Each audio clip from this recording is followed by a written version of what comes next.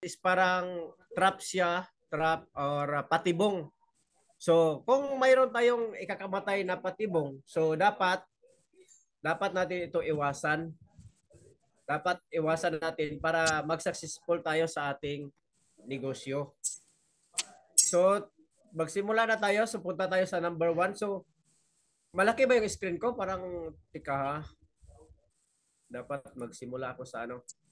I-slide show mo lang, coach. Slideshow, beginning.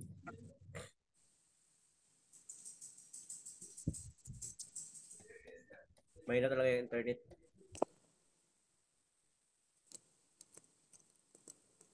Di pa lumabas yung sulat.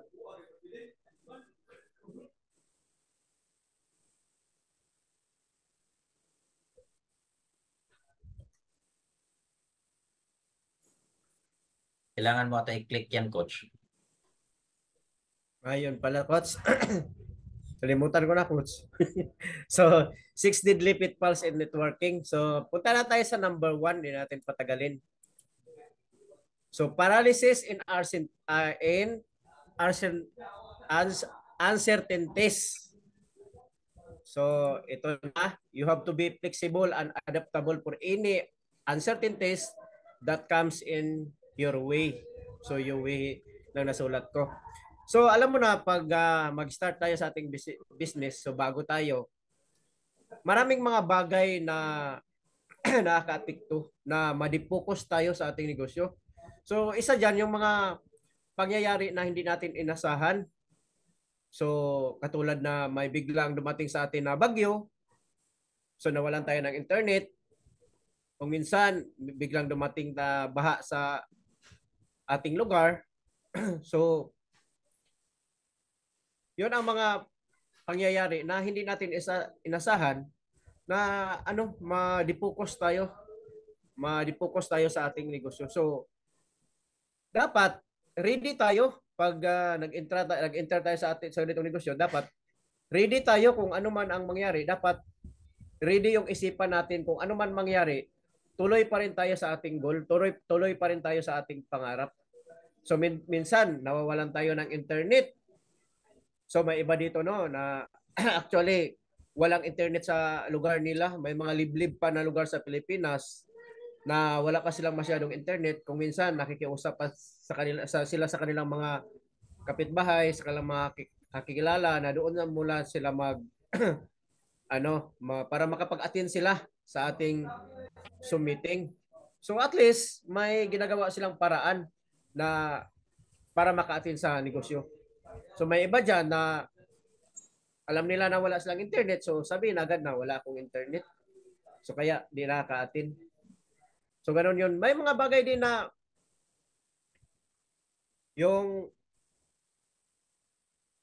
mga strategy mo para natin dito sa ating negosyo parang obsolete na rin. Obsolete na. So dapat na rin tayo, adaptable na rin tayo, flexible and adaptable tayo sa makabagong teknolohiya. So digital na tayo ngayon. Dati manual, ngayon digital na. Dapat marunong tayo mag-adapt sa mga bagay na nangyayari, no? Dahil ang mundo ay naging na siya, change at saka evolving na ang mundo. So dapat aware tayo sa mga ganyan na pangyayari sa ating surroundings. So if you are comfortable with the uncertainties, possibility open up in your life.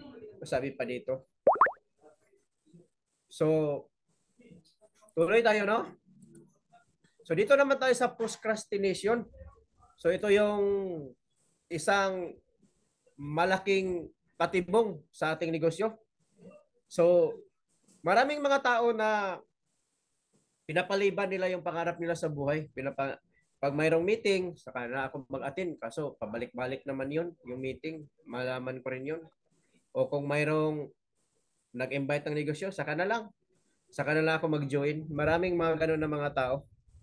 So, sa ganitong negosyo, kasi dito sa ating network marketing na business, speed is the name of the game. Kailangan din natin pagpaliban yung mga bagay na nakakatulong sa atin o nakakatulong sa ating success sa buhay. So may iba din na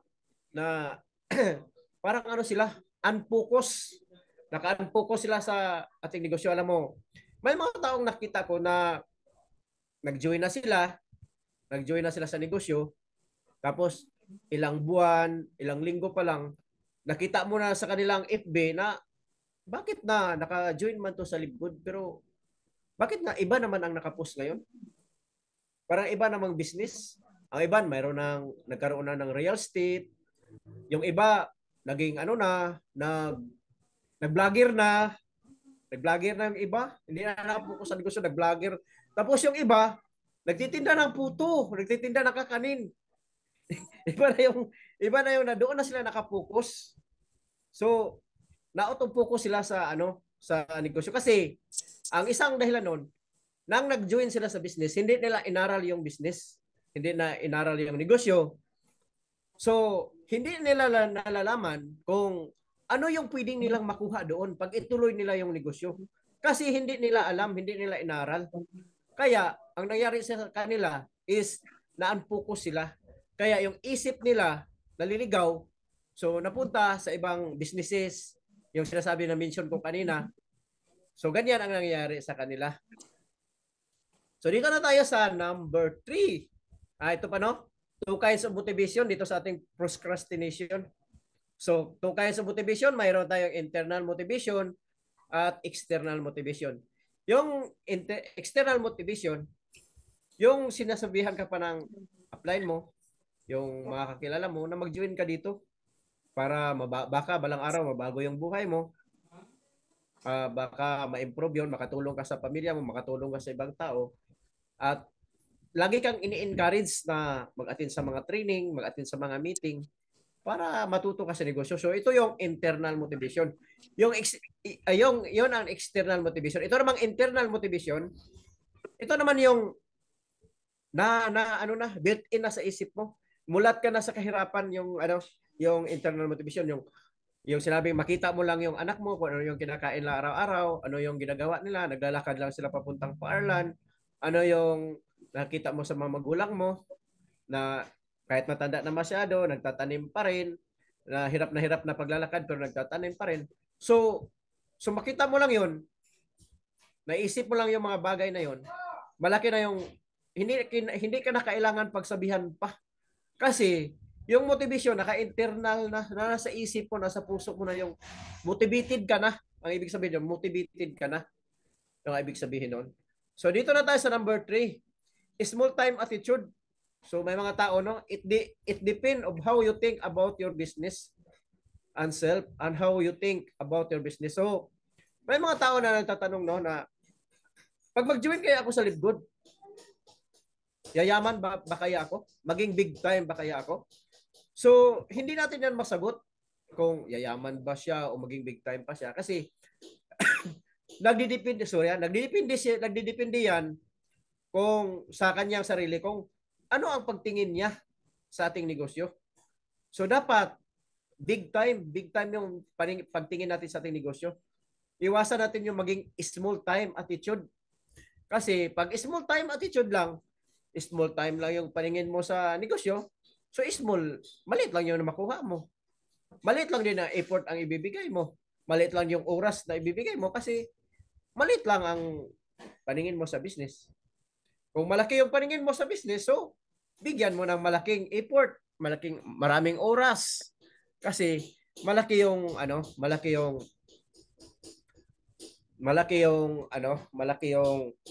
pagtingin mo sa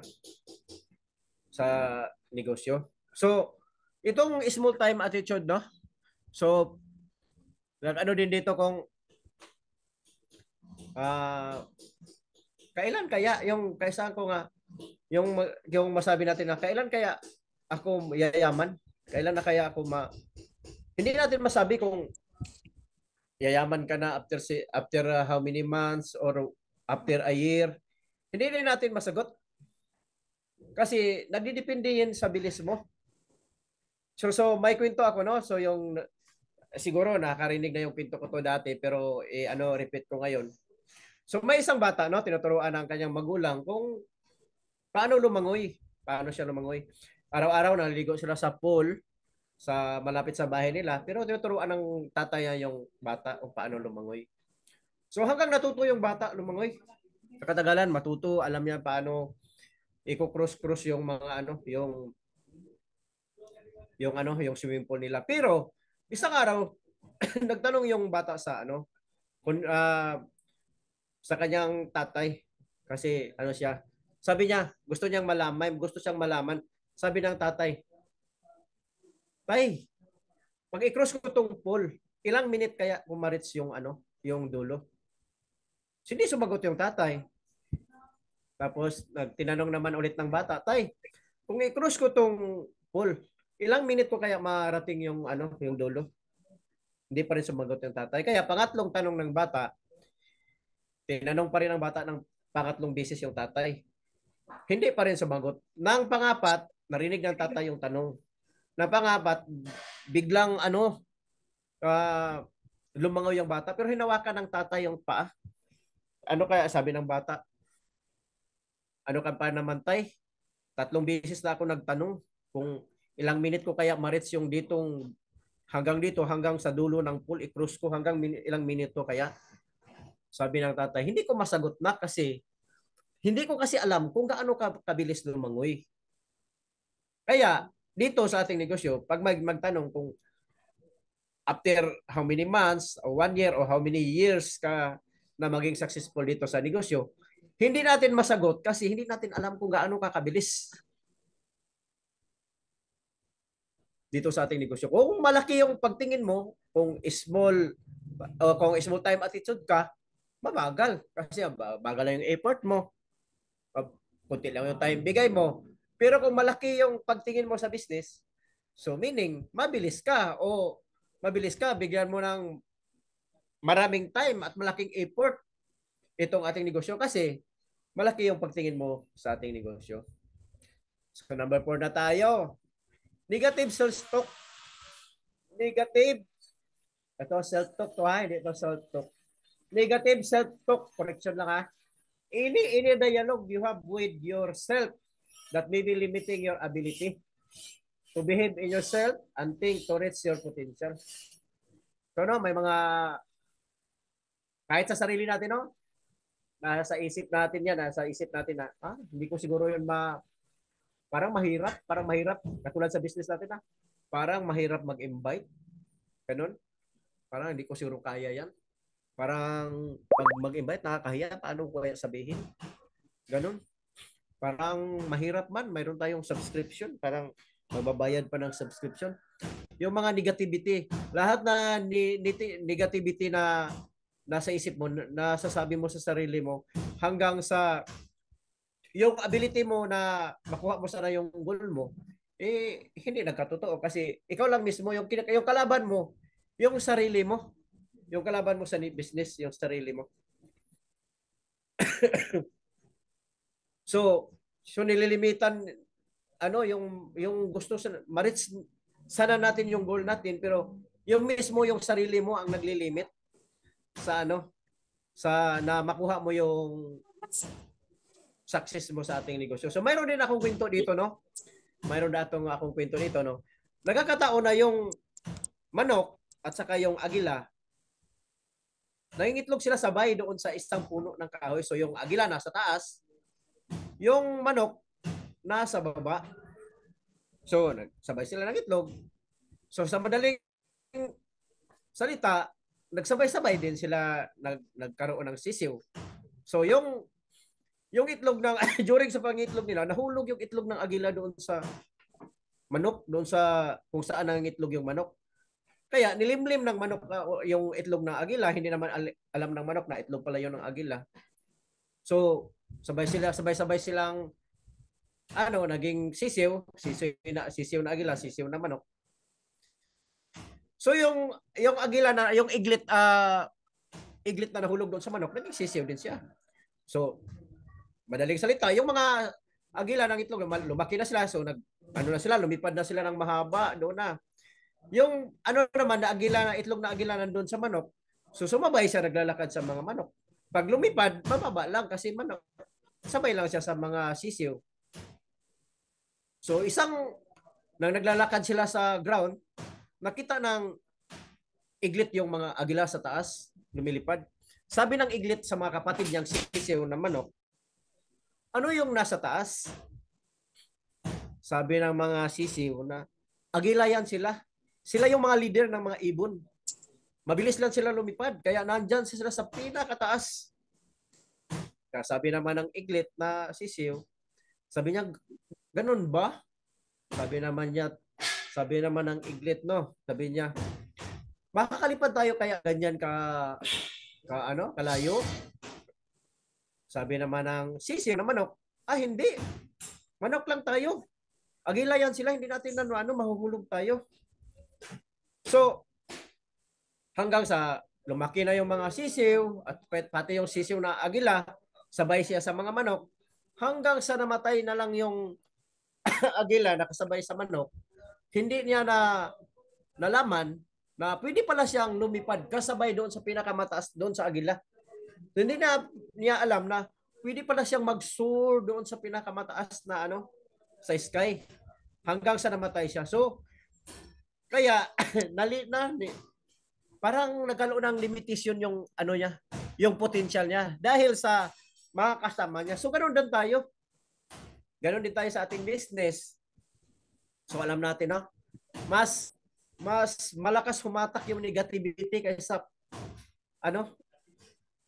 positive.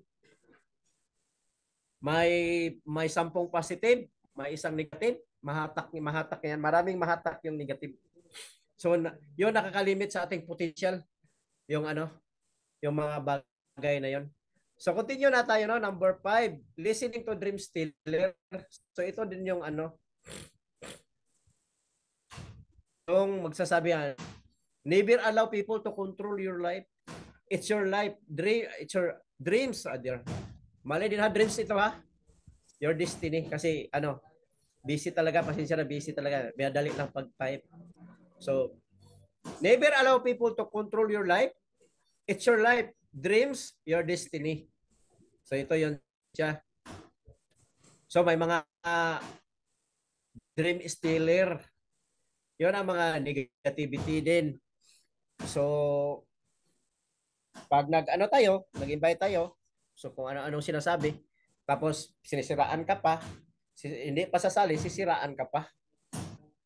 Sisiraan ka pa nila na yung tao na yun, sabi niya, after 6 months to 1 year, magkaroon na siya ng kutsi. Bakit hanggang ngayon wala? Alam mo yung mga taong na-invite natin na hindi sumasali, yung taong nag-message kung ano yung ginagawa mo, sila pa yung unang naiinip kaysa sa'yo. Sila pa yung unang naiinip atin na gumagawa ng ganitong negosyo. Binabantayan ka nila kung sabi mo, after 2 years, magkaroon ka na ng maraming pira, magkaroon ka na ng kutsi. Bakit hanggang ngayon wala pa? Kung meaning, sila pa yung unang naiinip kaysa sa'yo. So, mayroon din akong kwento dito tungkol sa parable of the deep frog. So, alam na. So, kung nakarinig ko, so, ikwento ko lang, no? Siguro may hindi pa nakakarinig sa kwento ko, no? So, may 5 palaka. Yung 4, malaking palaka. Tapos yung isa, maliit na palaka. So, nakatira sila sa balon. So, lang sila, makakita lang sila ng liwanag. Pag yung araw nasa noon time, makita lang sila ng liwanag. Pag hapon, umaga, hindi sila makita ng liwanag. So nag-meeting sila ng meeting kung paano sila makalabas doon sa balon. So agreed nila sa meeting nila na lulundag-lundag sila hanggang makalabas sila doon sa balon. So nagsimula sila ng lundag hanggang dumating yung mga weeks, yung buwan, 3 buwan. Hindi pa rin sila nakalabas. So yung mga 4 na palaka, parang nawala na sila ng pag-asa. Sabi nila, ilang buwan na tayong lumundag-lundag, hindi pa rin tayo nakalabas. Nakakapagod na lang, hindi pa rin nakalabas. Dito lang siguro tayo mamamatay. Sabi ng 4 na malaking palaka. Pero yung isang maliit na palaka, tuloy pa rin siya sa paglulundag-lundag. Tuloy. Hanggang lumipas yung taon, lundag pa rin siya, yung maliit na palaka. Hanggang sa nakalabas siya sa katagalan. hanggang nang lumabas yung maliit na palaka. Tuloy-tuloy na siya, hindi na siya lumingon. Sumigaw yung apat na palaka. Sabi niya, maliit na palaka, paano ka nakalabas? Sabi ng apat na palaka. Pero hindi na talaga lumingon yung yung maliit na palaka. Yun pala, dahil pala hindi na lumingon yung maliit na palaka kasi bingi pala yung maliit na palaka. So, dito, kung i-relate natin dito sa ating business. So, kailangan magbingi-bingian lang tayo. Dito, yung mga negativity dito sa kanan na tainga, labas dito sa kaliwang tainga. So, ganun ang gagawin natin para sa ating goal, para sa ating success dito sa ating business. Kasi, sinabi ko kanina, mas marami ang mabilis humatak yung mga negativity kaysa positive. So, tuloy na tayo. Tuloy na tayo. Dito na tayo sa number 6. Number 6. So, dependence mentality, individual dependent personality. So, may mga tao na hindi siya makapag-decide. Kahit nga sa pagsalin ng negosyo, tanungin pa na, sir, ma'am, sali ka sa business. Baka dito lang yung pagkataon na mabago yung buhay mo. Or gusto ka mong magkaroon ng extra income, except sa sahod mo buwan-buwan, magkaroon ka pa ng extra income. Ang sagot is, tanungin ko muna si husband ko. O minsan, tanungin ko muna si nanay. Tanungin ko muna si tatay. Tanungin ko muna si boyfriend, si girlfriend. Ganon. Ganon yung mga reason. Yan sila mga dependent mentality. Dito din sa ating negosyo, may mga din tayo. May mga kailangan din tayo magdesisyon. Dapat nating aralan. Hindi lang din lahat na dependent tayo masyado sa ating mentor, sa ating mga coaches, sa ating mga upline. So actually, dito sa business na to, magkaroon lang tayo ng 10% na parang 10% lang yung iasa natin sa ating mga mentor, sa ating mga coaches. Yung 90, the rest na 90%, sa atin na yun. Sa atin na yung decision, sa atin na yung ating mga energy na ibigay natin sa ating business, sa ating mga decision. So sa atin na yun, ang mga decision na yun. Very lucky na tayo na bibigyan tayo ng 10% na tulong galing sa ating mga upline kasi itong business na to hindi naman para sa kanila itong business na to. Para naman to sa atin, para sa ating kinabukasan. So hanggang dito lang yung training ko. So maraming salamat sa nandito sa training. Maraming salamat sa ating mga coaches na nandito ngayon. At maraming God to be the glory. Live good. So ipasa ko na sa ating